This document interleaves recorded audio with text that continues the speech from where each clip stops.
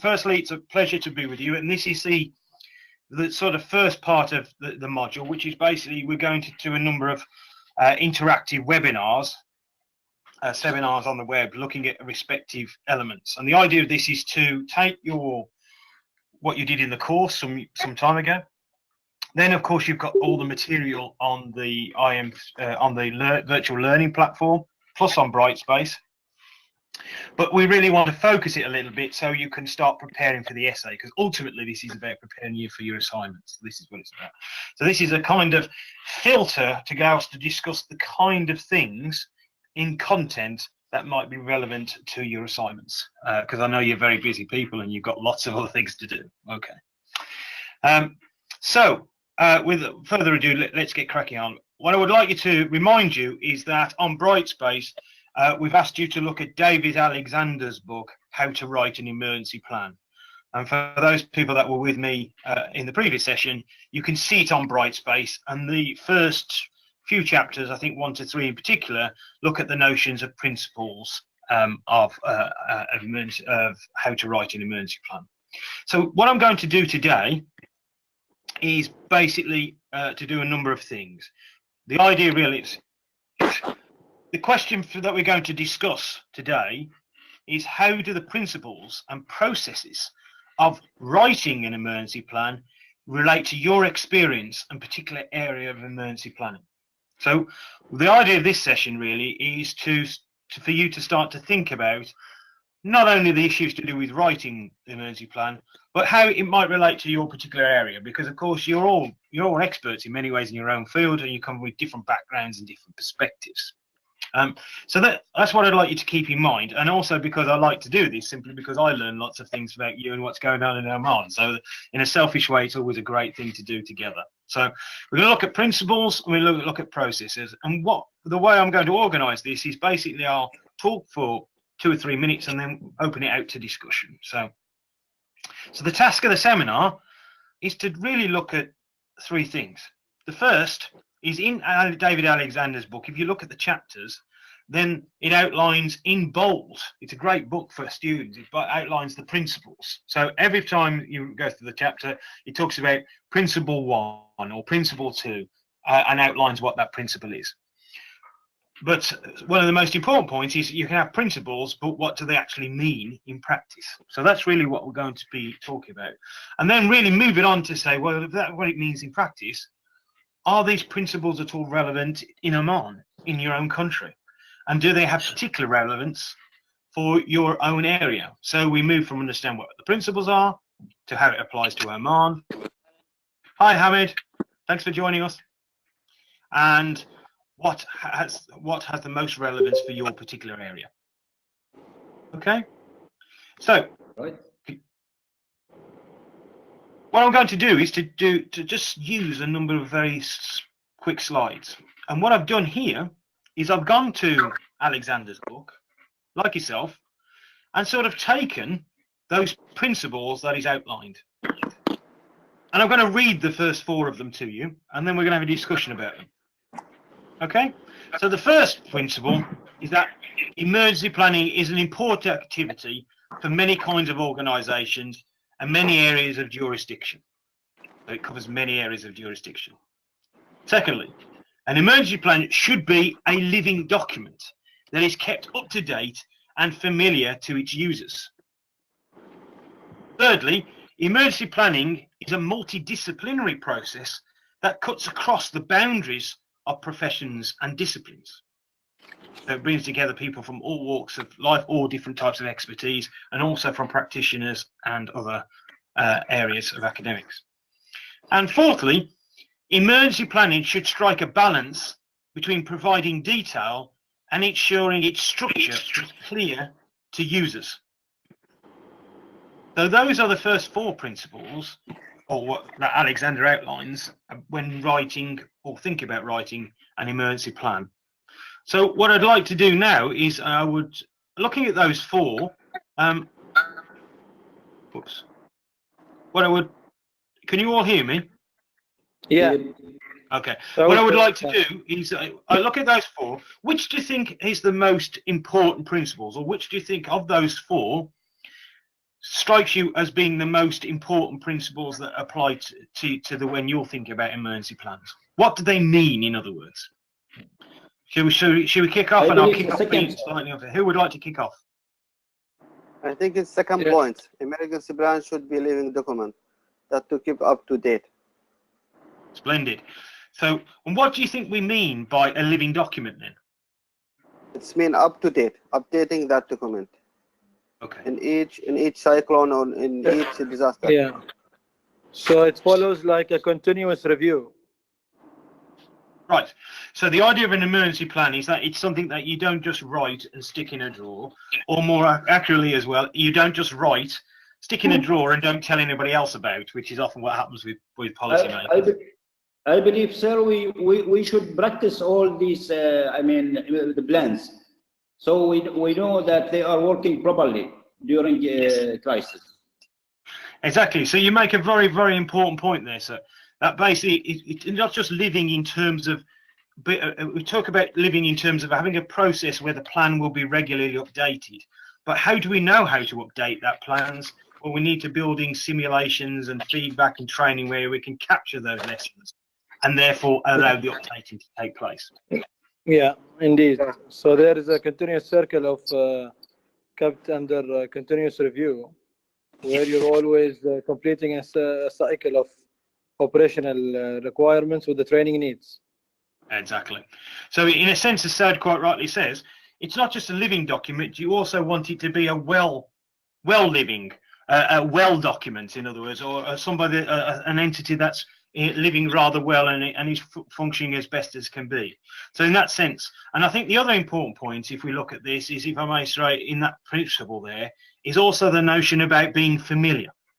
So it's not just that you have a process of feedback and a process of updating, but also that those lessons and those that document is made familiar to all of its users. So fundamentally, one of the real challenges, and to give you, no doubt this is very important, but you'd be striking how often we see in the BUDMC when we're working abroad, where key people have written their emergency plan, and it's not been disseminated widely, even within their own ministry, let alone and across government. So the familiarity with the plan is quite important.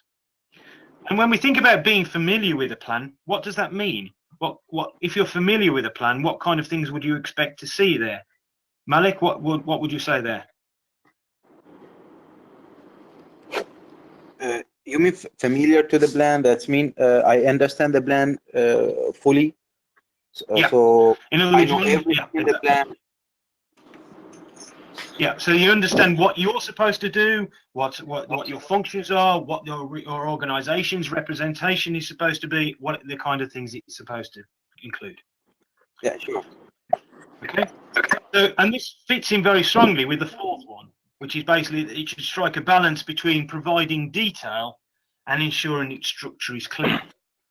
And as you well know, as effective emergency planners, it's an important balance, because you'll often see some emergency plans which are incredibly detailed.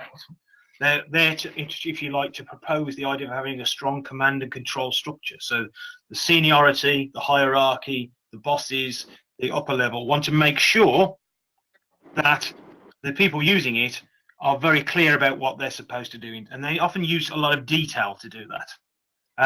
But of course, if you use a lot of detail, you can often get confusion and contradictions between parts of the emergency plan. So one always has to balance this idea of trying to build what people about the notion of detail and the idea of clarity. So it's sometimes not always clear in detailed plans what you're supposed to do, because the devil becomes the detail, as they would say in English. Does everybody understand that point? Yeah, clear. Yeah. So all of this is really common sense to you guys, but it's an interesting way to unpack this. So I'm going to take the next four principles which Alexander talks about here, and I'll just outline them, and then we'll open it out again for a discussion. The next principles that I took for there were that although emergency planning focuses on what to do during the emergency period of a disaster or a crisis, it has a role to play in all of the other phases. Secondly, emergency planning is about helping to create a common language and culture and common objectives for the organisations and people who respond to emergencies. And thirdly, information technology increases the opportunity for collaboration and reduces the need for a common hierarchy. It therefore tends to flatten the chain of command. So let's have a play with those. You can see there's 3 points. Let's just ask, what do we think these 3 principles actually mean? So what does the first principle, who would like to say what they think the first principle means in practice?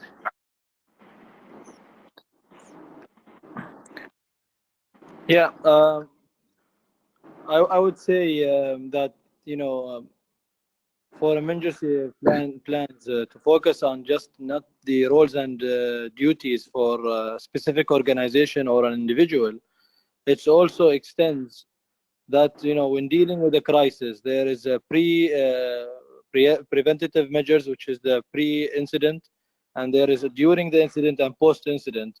So there are many phases for the concept of operation, which the plan should also be addressing to highlight to the individual or the organization its roles and duties during the whole process, and what preventative actions could also be in place. Yeah, exactly so. I mean, the fundamental point is that often when we see emergency plans, the main focus is on response. It's the response phase where most of the focuses will be. But if you think about many of the things you did in the course, we talk about a disaster management cycle, which includes mitigation, preparedness, response and recovery. And this is arguing basically that an emergency plan should cover all of those elements, or at least have a role to play in all of those elements. And the most important point, of course, is that today we have a big agenda around Sendai in disaster risk reduction. And you were quite rightly so talking about the role of how you actually have prevention, which is about understanding risk reduction as well. So what Alexander's arguing there is that basically emergency plans are not just about response. They should be have a role to play in all the other elements. There should be a reference guide in all the other phases as well. Yeah, clear. If we take our second point there about a common language and culture and common organisations, can I ask Khalifa, what do you think there in terms of, what do you think that when you talk about a common language and culture, an emergency plan helping to create one, what do you think that means for you? What would that mean for you, how you would understand it, my friend? Well, so I think this principle is, should be. Every role players of the, respondent should know his role, and also integrate that role with the others. Because if they do not have the common language between each respondent or each service, because there should be, many participants from different organizations. So all of them should work to accomplish the objective of that planning, which they set for this is what I think this principle is about. Yeah, and I think you're absolutely spot on, my friend, in that sense. Because what we're saying is that it's a common language and culture. The plan itself, if we go back to the point made about it being a living document, it has a common language within it. In other words, in many ways, what we're doing here today with yourselves is we are bringing together leading people and important people who are working in the area of emergency planning, but may have different training backgrounds. Some of you may be trained in the United States. Some of you may be trained in Oman. Some of you may be trained in the UK. You all have different trainings. You all have different experiences, and you all also represent different organisations. And what an emergency plan has to do is also build a common language so that everybody not just knows what they're supposed to do, but also uses the same reference terms. So I'll give you a very good example of this from our experiences. As you know, the BUDMC does a lot of work in the Caribbean, and I was involved in doing a major study looking at how Hurricane Irma, the big Category 5 hurricane, had affected the Caribbean, and in particular the British Virgin Islands. And one of the challenges there is that the media and journalists and TV want to get, if you like, immediate, if a crisis or hurricane happens, for example, they want to know immediately how many people have died, how many casualties there are, and where these casualties are. They want to know immediately and quickly these pieces of information.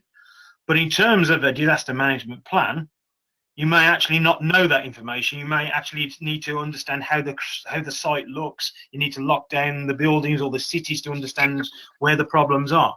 So it's also understanding the common language of practice in disaster management. So what we were then doing in the Caribbean was training the journalists, the TV, and the radio together with the government information services in disaster to create a common language, a common understanding of how you do disaster management. So basically, they would ask questions that you had a chance of being able to answer. So here's a good example of what perhaps that means. Okay, Yeah. and our final point is when we talk about information technology, increases the opportunity for collaboration. It tends to flatten the chain of command. That's an interesting point. What do you think that one means there? May I ask, Hamad, what would you suggest there? Hello, can you hear me? Yes, I can. Yes. Yeah, hi, good afternoon, everybody.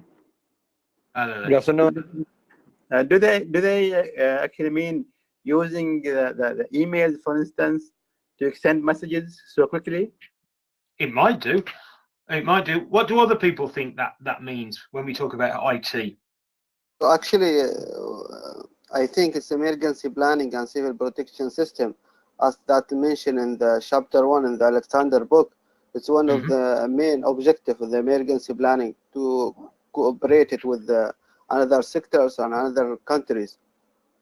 Yeah. I think also we can flatten, as they mentioned, flatten the chain of command in the sense where you can have a more functional structure where it's wider, it's a wide base of functional duties where you can direct them easily using IT, rather having a very long chain of command where you have so many levels on top of each other, or a vertical, a very conventional vertical structure, which could be replaced or enhanced by the IT to reduce that vertical structure. Yeah, I mean, what it's basically saying is that you need. We talk about three things here. We might be talking about early warning. We might be talking about data or situational awareness, and we might be understanding about crisis communication. But whatever it might be, what we're basically saying is that you're all experts, for example, and when the cyclone hit Oman, you were all responsible for different elements, no doubt, and you all had different data. So the Ministry of Health, for example, would have a better idea about how the casualties were looking, where they were, how many people. Equally, the Ministry of Tourism would be responsible for housing the living, or moving the international tourists out. So each of the organisations that are involved, stakeholders, hold parts of the information. And the challenge is that there's a difficulty getting that information out to an emergency room that can make a common decision. So the idea really is that IT and emergency command systems, communication systems, can be used, for example, to bring that information together quickly. And if that's the case, as Saud was talking about in particular there, it might flatten the chain of command, because basically you're not requiring information to go up and down inside ministries or inside companies. It can go straight direct once it's been looked at by having clear representatives in each of those different functions. So it's this idea that as we no longer talk about really even a golden hour in disaster management because of social media, we often talk about the golden minute, then actually having a IT system and having communication systems that work to back up the emergency plan is very clear. And that actually usually requires you being quite specific in your emergency plan as well as to what you want. So those are our second bunch of principles. So let's just pack those out a little bit more. We're only going to do 2 or 3 more of these, but the idea is, you can see, this gives you a way of us discussing together what we think these principles are. So here we have another 4 high levels of government. Sorry, my friend. Yeah. Yeah, I have one question about point number 3. As you know, in each country they have the operation system right now. How we can connect that operation system in all countries? For example, in the GCC countries. How can we connect them internationally, did you mean by that? Yes. Yeah. Yeah, I mean, it's a very valid point because actually most countries have even their own IT systems, but there are increasingly now international crisis management norms about how you actually categorize information, for example. And of course, if you think about the WHO, for example, in its role in health and epidemics and communicable diseases, then actually there's been quite a lot of work there about making sure that data goes up quickly through IT in formats that they will understand. So it does exist out there, but the problem is that there will always, the IT, although it's so often supposed to make things quicker, will always be only as good as the people who use it, and more importantly, will always be slightly better. And why I say that is simply because experience tells us that when we're planning for the unexpected, and our IT systems are also built about what we can expect. But there are things in emergency plans that are unexpected, such as cascading disasters. And that means that our IT systems may actually fail, or we may actually have problems there. So redundancy of IT systems becomes very important. At the same time, you want IT systems to be very quick, but you don't want to be completely reliant upon them in case they fail. Mm-hmm. So are you agree with one system in the international countries to be one system, IT system? Yeah. The honest answer, I think, from my experience, is twofold. Firstly, is that I think in practice you need to have a redundancy system. In other words, so to give you an example, let me use the Caribbean again because we'll stay with that one. When Irma struck the Caribbean and it struck the BVI, their entire communication systems was built upon a number of quite a heavy reliance on mobile phone networks, which were knocked out completely across the island before even the eye of the storm had reached the main part. And they lost all of their communication systems. So basically, most of their data analysis became quite difficult. And actually, their main emergency rooms were knocked out as well. Wow. So they needed to have backup IT systems, maybe the use of the cloud, for example, where that data is held outside the island, so that when their systems came back online, they could simply take that data back again. So all of those kind of things are important for the way we think about it. And I guess what I'm trying to say to you is the second one is that it comes from the bottom up. The system has to work in the respective of your own country. And in Oman, where there's a high level of IT infrastructure, for example, and you're getting better all the time, then one would expect you to be able to use deploy more advanced systems than, say, in other parts of even the Middle East. Sure. So that's really would be my answer. If we look at then, just moving on, if we look at this third group here, and we're just really teasing these out. You can see what I'm trying to do here is to show the relevance of how high level of government should coordinate and harmonise the role of local civil protection actors. Secondly, emergency planning should focus primarily on satisfying the urgent needs of the plan's beneficiaries. Thirdly, emergency plans should be written to cope with both known and unknown emergencies. And fourthly, emergency plans are part of a process of creating resilience, promoting both robustness and adaptability of society facing hazards.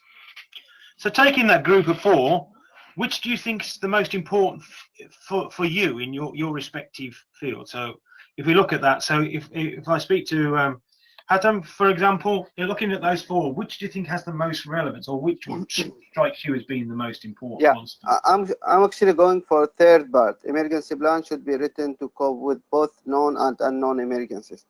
As you know, Lee, today we have some experience in the cyclones and another disaster. So the disaster, there is multiple types of disaster. Today we have that is plans, but maybe after 10 days there will be created a new disaster. We not have that plan. Yeah, so, and also we tend to write our emergency plans for the hazards that we most readily identify with or experience. So of course cyclones being the obvious case for Oman, but there's a very strong lesson that was learned from the Christchurch, the New Zealand earthquakes, the Christchurch earthquakes.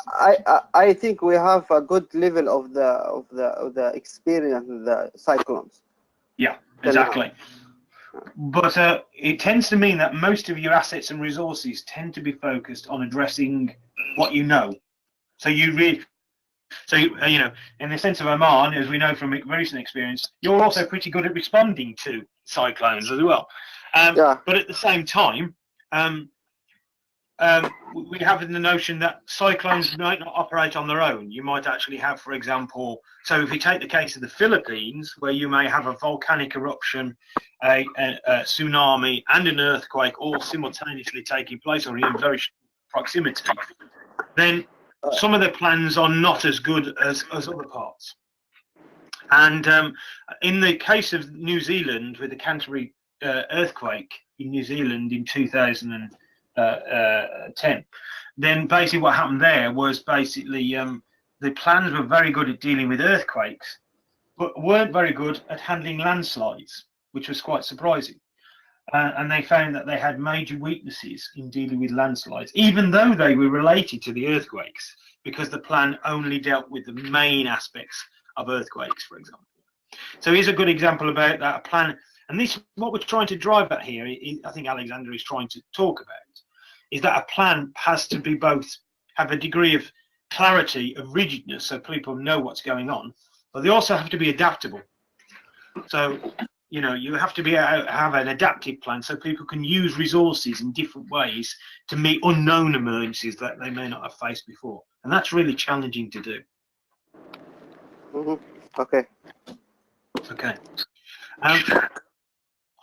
So here on this final point, emergency plans are part of a process of creating resilience, promoting both robustness, i.e. that everybody knows what they're doing, there's maybe command and control being important, and the adaptability, so it can adapt to as things change. And a good way of explaining that last point is if you take the case that if I was to ask people in the UK today, what is the #1 risk in the UK in terms of a threat or a hazard, then probably 90% of the people would probably say cybersecurity. Yeah, and that's because in the last year we've had 5 or 6 major cyber attacks in the UK, which have led to virtually the collapse of systems. Yeah. Whereas if I'd asked that 3 or 4 years ago, huge number. It would have been much different. It would have been much different than that. And so here is about the notion that as society changes, as we become more cyber literate and you get more naughty people doing things with cyber accounts, then it actually creates a difference of hazards, for example, as well. Okay. That's why, Professor, the higher level of government should be harmonizing the endorsement of national plans, and also to give that support to the tactical and operational level, that whatever they're doing is very important and is being recognized by the higher levels in government. Yeah. Otherwise, they will not get the financial support or any utilities or any training or exercising budgets to keep themselves prepared for the worst case scenario. Yeah. And actually, if you think about certain areas, like maybe, health, I'm going to say that to you, Sal, because health being an obvious case, health is in nearly every area of emergency plans, for example, in terms of dealing with casualties and so forth.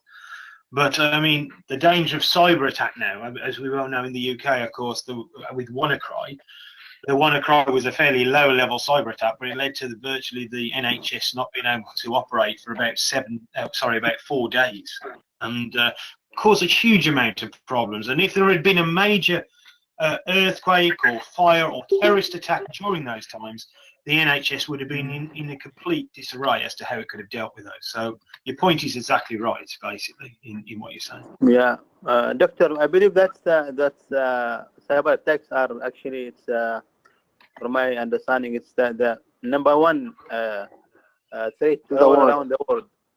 Yeah. Would you say it's the case in Oman today, gentlemen? And would you say it's mainly cyber attacks is the #1 thing? Is it cyclones and cyber attack, the 2 things that you're all concerned about? I believe it's cyber attacks, because every now and then we hear reports from our TRA that the country faced hundreds or thousands of attacks each year. Yeah. Even though it's not announced officially, or we don't have the details, but it is announced officially on numbers. as a statistics. Okay. And let's move on to our next group then. So as you can see, we're just trying to expand these ideas. These are the principles. Well, what do they mean to you guys? Because you guys are the practitioners and you're actually building your own principles from practice, but Alexander's building the principles into practice. So let's have a look. So Alexander then in his next part talks about another group, and he talks about to function well, emergency plans need to be acceptable to all end users. Secondly, an emergency plan is the instrument by which urgent needs are matched by resources available to satisfy them. Thirdly, the process of emergency planning is as important as the end product. And finally, emergency planning should be one approach among a series of structural and non-structural measures designed to reduce the impact. It should be integrated. So of that group, colleagues and friends, what do you think are the most important ones for you there?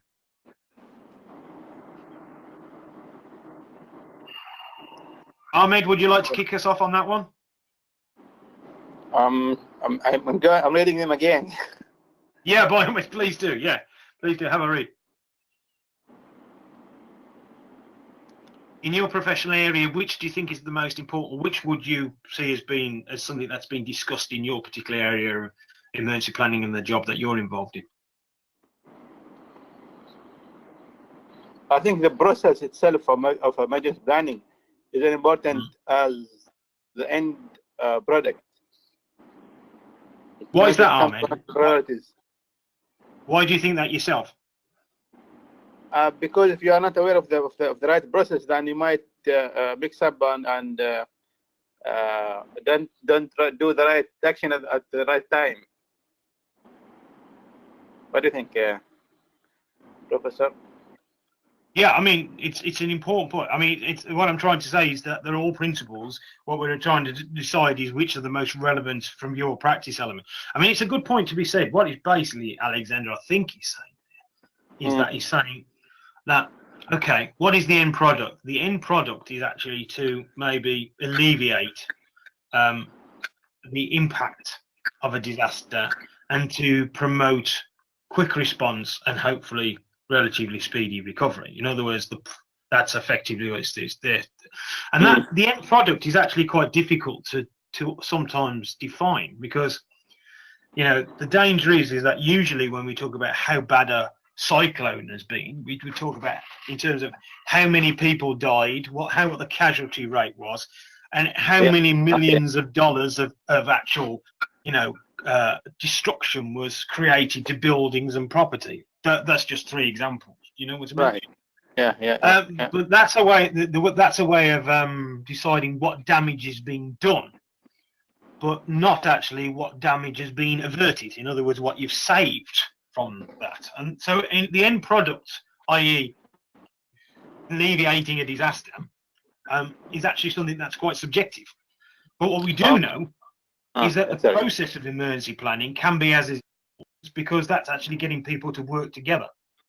And it's not just when the cyclone hits, they'll be working together after it hits, during the recovery, and so on and so forth. So it's a long-term process of really alleviating. Before, during, and after.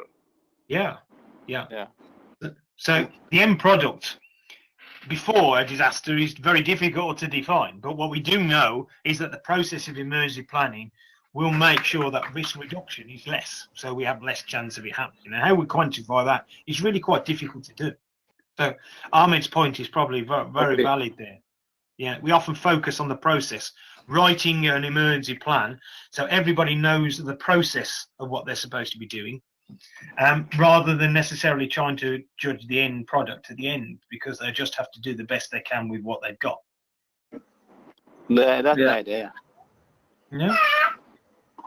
But there is another point. Anybody else wants to chip in? Yeah, I think from my side, Professor, the second point is very important. The second principle is that you cannot be exaggerating when you write emergency plans, and you commit lots of resources and dependencies on other organizations where they cannot be, providing them, and they cannot, respond to or provide on the scene when you need them.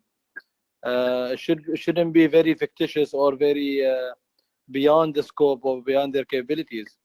So all the resources that are available, you should be aligning in your plan in order to respond or satisfy your needs when you need them. Yeah, I think I couldn't agree more. I mean, in the sense that, an emergency plan often says who's responsible for this and what they're supposed to do, but an emergency plan doesn't usually say what the resources that are available. That's something that often comes separately.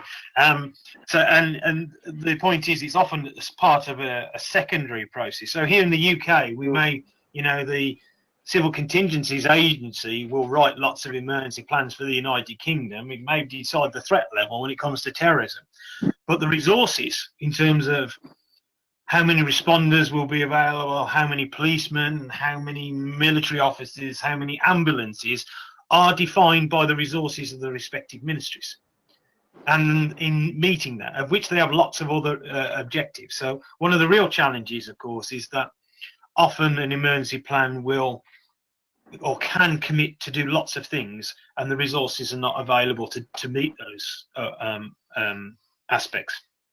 And a good example of that is, of course, as you well know, the BUDMC, my centre, we work in Africa a lot, and we've got 2 major projects going on in Africa. And one of those is actually working with the emergency planners in Africa post-Ebola. And there, of course, they face a major problem, that they know what an emergency plan needs to look like to deal with an Ebola threat. But what they also recognise is that their resources now, which were always rather weak in Africa, are now even worse because they've lost such large numbers of doctors and nurses because of the last Ebola outbreaks themselves. They're in a weak position. So it's really what we're trying to say here is that that's about managing expectations. Expectations about what the plan can do and what the resources that you're committing to the plan can actually do as well. So Saud's point is exactly right on that one. Yeah. So you often find countries that have the best plans in the world. You ask them, in your jobs, say in another country, can you supply me with your emergency plans? Because I need to write something or I need to find something, and they'll give you a host of documents, and you think, oh, this is fantastic. They really know what they're doing. And then you transpire that you find out that actually they have no budget to, from a particular stakeholder to deal with this, or even worse, the stakeholder doesn't even know they're responsible for that budget.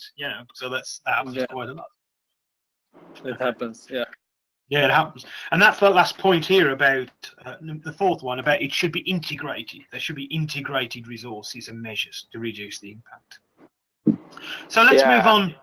Yeah, so you're seeing how it's all fitting together and how some of these principles, although it comes from an academic book, may necessarily are really what you live and breathe this anyway in your professional life. It's just really understanding what we think are the most important ones.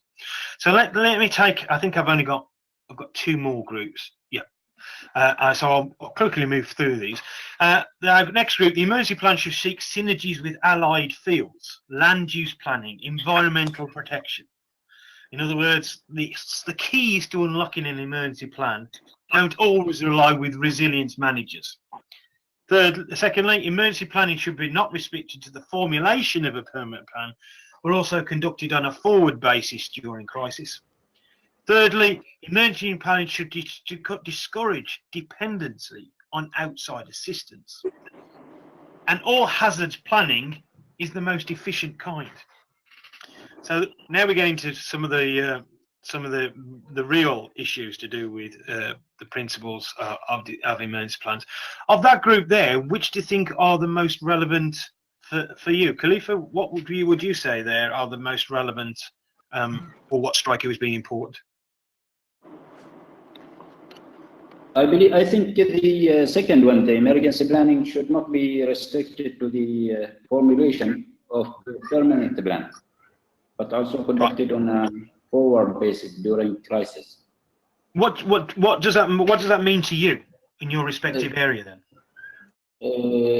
What's a forward Yes. basis for you then, in when you talk about dealing with a crisis? Then, What I understand by this principle that when we always formulate the plan, we should consider everything, the known and unknown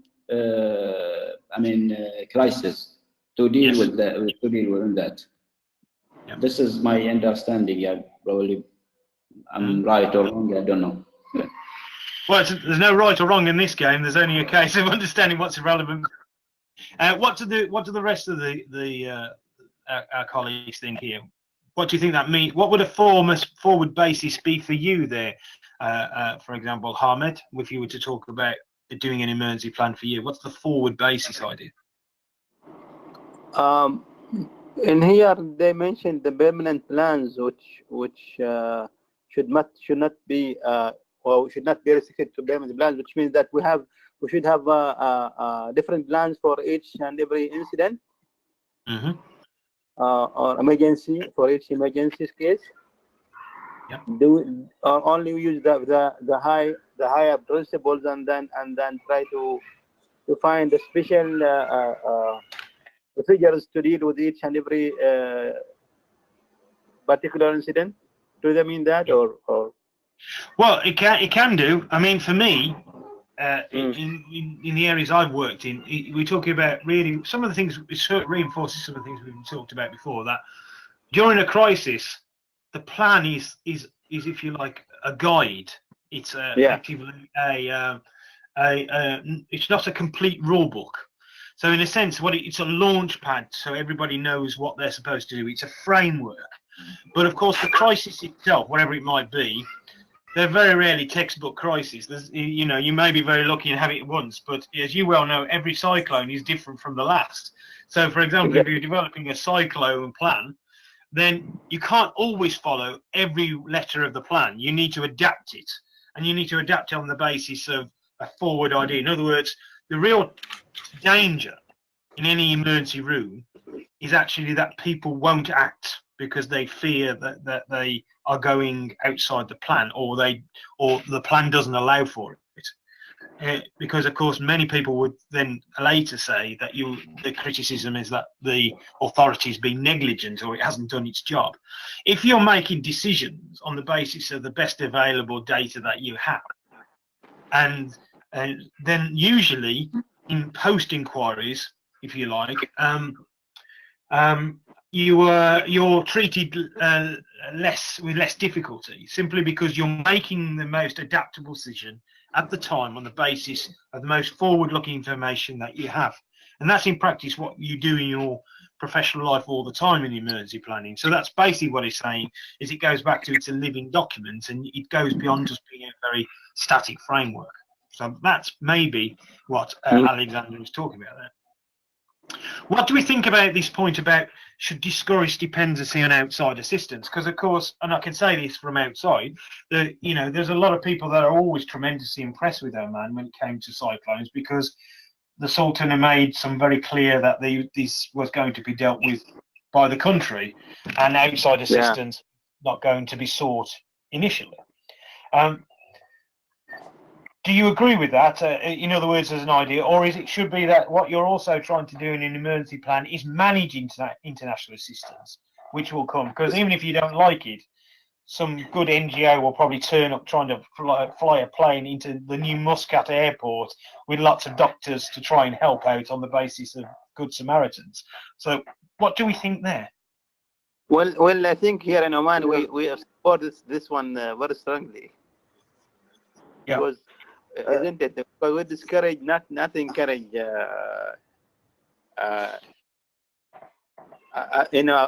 support from outside or from or assistance from other organizations.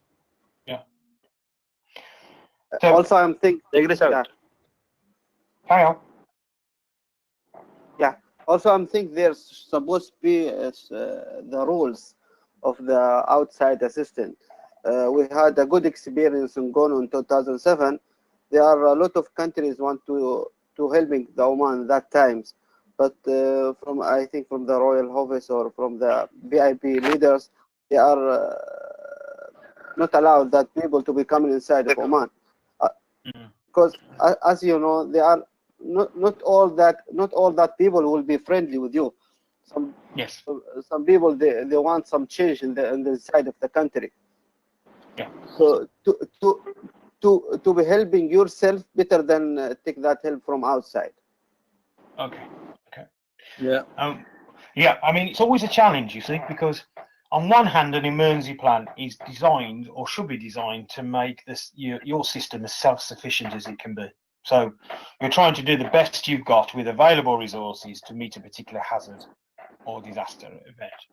So in that sense, you want to make sure, as we talked about before, that you have the resources which match the plan. So theoretically, at least, an emergency plan should be able to meet the vast majority of the threat or hazard or disaster that takes place.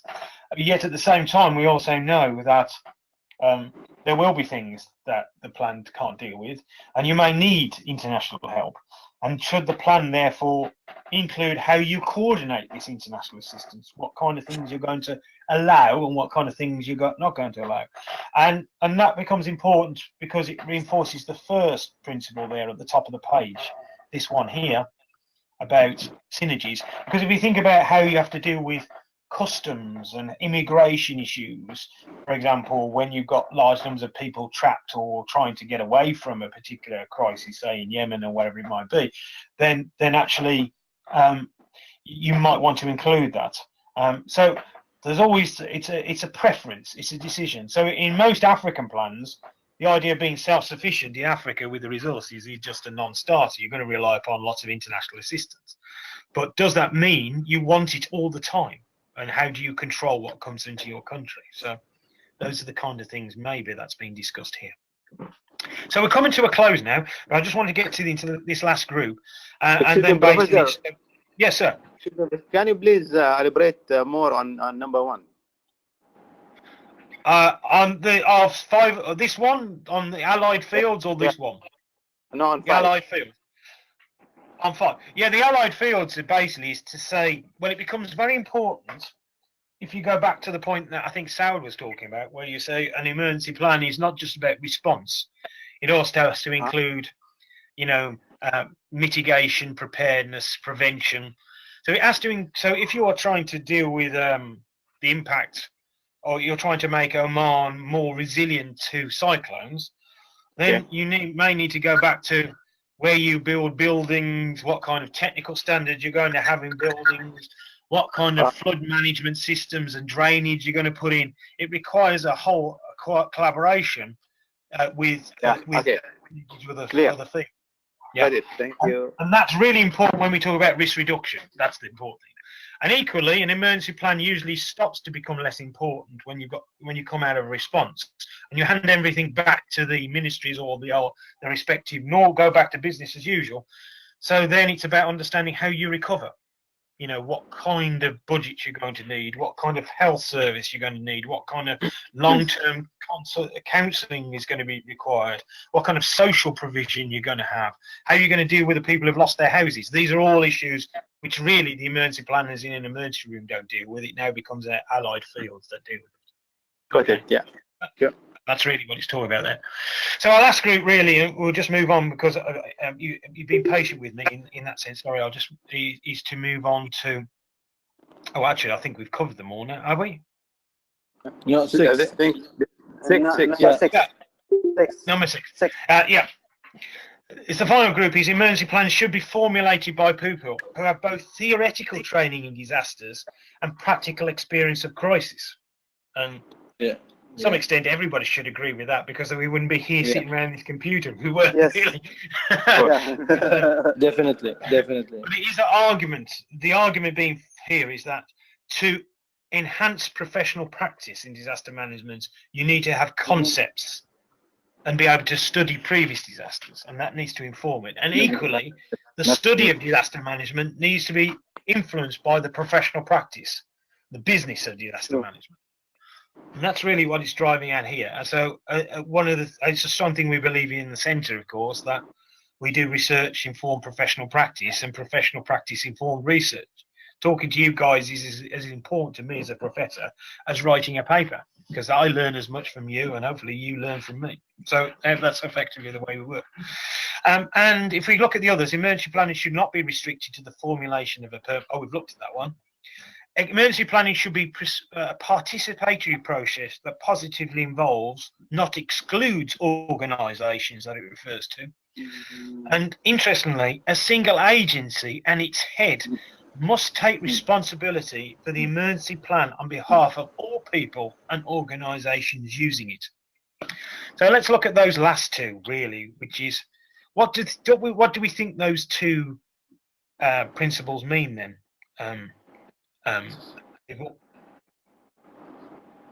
So can I ask you to chip in here? I'm being and see where we're at here. Yeah, I think on the final point or the final principle. So it's all to do with ownership, and everybody responsible for a duty or responsible to chair or a leading agency should really take ownership of the emergency plan, and also be addressing any faults or any mistakes that we can recover them by not blaming others. It's all about taking the responsibility and setting the example. Right. Very good. Very good. I mean, some systems have an exclusive disaster management agency. So, like in Nigeria, there's the National Emergency Management Agency, NEMA as it's called. In Ghana, there's NADMA. Yeah, in FEMA. In the US. But in the UK, there isn't a single agency. There isn't a British Emergency Management Agency. There's not a BEMA, a match of FEMA. So basically, its responsibility is shared. But what you do have is the Civil Contingencies Act, which outlines which organisation will ultimately be responsible, and you will have COBRA. And so what I guess what Alexander's talking about here is that it doesn't matter what system you have. What you need to make sure is you do have an agency and responsibilities that are clear in the emergency plan, and that might be the National Committee for Civil Protection, Stroke Defence in Oman. It might be it might be COBRA in the UK. But whatever it might be, there needs to be a clear structure as to who's taking responsibility as well. Malik, what do you think to this one about emergency planning should be a participatory process that involves positively and does not exclude organisations that it refers to? What does that mean for you? Actually, for me, that emergency plan, first of all, it should come from like a strategic level, which we can choose the people who has to or who will be involved in writing emergency plans. Like first of all, we have to know what risks, what the risk our country surrounding with, so that we will know what plan we are going to write. Like in Oman here, like cyclones or something like this, it will be the first priority for us. So we have to know which people they are going to write this emergency plan. So which organization should be involved on that one, and then from that we will choose our principles, because and of course each organization, they have their own principles. So for example, this organization A, it will not match with organization B, so they have to come up with new principles that will help them to write this emergency plan. So at the end, I think in this point we are at the end, as Mr. Saud says. So here we cannot blame each other, or we cannot ignore anybody we have chosen on this stage, so that we have to work together and clearly, because from beginning we have to deal, or we have a deal together, and we have our own principles to write this emergency plan. That's what I think. I mean, Oman is a good example. If you think the way I would think about it in Oman, that might be referring to the sectors, for example, that you would you have a system that you developed and you develop particular sectors that you recognize in your emergency plan are going to be very important to the emergency response. And you are going to expect those sectors to not just participate, but also to input into the emergency plan in terms of resources and priorities and so forth. So here's a good example, and that's usually, but one area where there's often a lot of challenge, of course, is of course here in this one is the relationship with the private sector. So if we think about, let's use Britain as an example, there are lots of private hospitals, there are, private health facilities that if there was a major terrorist attack in some parts of the UK, the plan would want to access and use, so that the health provision from the NHS was expanded to include as much health provision as it could be. So, but the private sector might have its different, has, as we well know, different ways of prioritising things. There's a commercial element to it, and their role and how they're paid, or if they're not paid, becomes an important way of understanding how they're participating in the plan. So here's a good example, and what we now have increasingly, just to put an end to this, is we now have through Sendai this idea very strongly of public-private partnerships.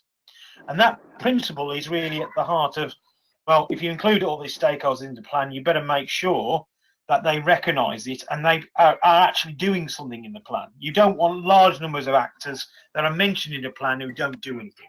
Otherwise, why are they there? So that's really getting at the heart of those kind of issues.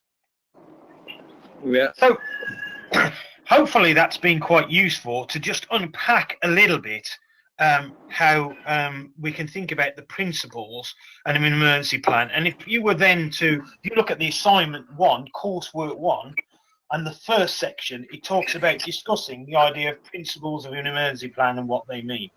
So what I want you to do